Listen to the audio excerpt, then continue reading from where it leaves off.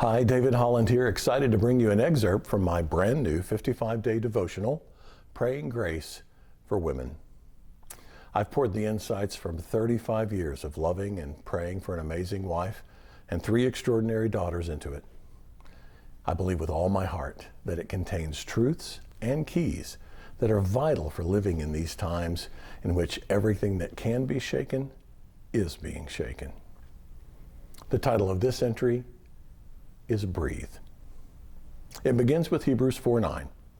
In the Passion Translation it says, "So we conclude that there is still a full and complete Sabbath rest waiting for believers to experience." Now here's the devotion. The relentless striving for perfection, the never-ending struggle to meet everyone's expectations. Heaven forbid you let anyone down or disappoint any of the multitude of people who are counting on you. Then there's your most brutal critic of all, your own inner voice. It's exhausting, isn't it? What's worse, we often carry that same frantic dynamic right into our relationship with God. In fact, we often think of Him as if He's the fussiest, most demanding person in our lives. Too many daughters of God relate to Him as if He's a harsh, perfectionist father who simply can't be pleased. The dad you love and admire, but who you're always disappointing. The one whose approval always seems just out of reach. That is a false perception that the enemy of your soul is more than happy to help perpetuate. Here's the truth that destroys that lie. Hebrews chapter 4 describes salvation as an invitation to enter into an ongoing, never-ending Sabbath rest. The Sabbath was a designated day under the Old Covenant in which no one was to work or strive.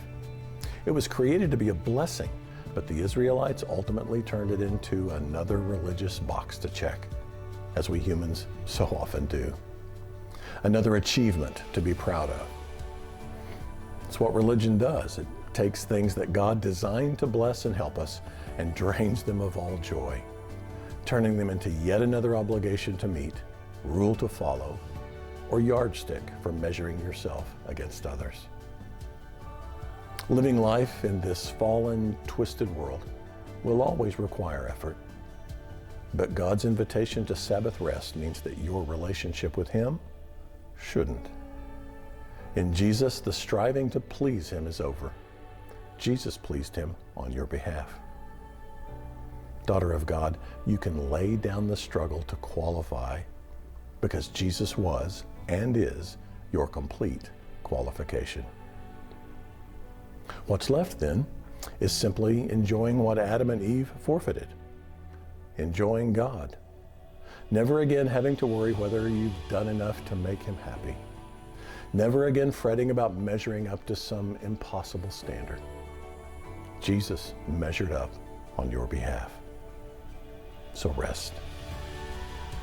Breathe. Now each devotion in this collection ends with a declaratory prayer. That's a powerful, neglected form of prayer in which you partner with God by coming into agreement with His Word in faith. Here's the grace declaration for this day. Father, you have invited me to join you in an ongoing, never-ending Sabbath rest. I will not keep you waiting. Beginning today, I cease struggling to qualify for or earn your love and acceptance. Jesus, you are my qualification. You measured up on my behalf. So I rest in you.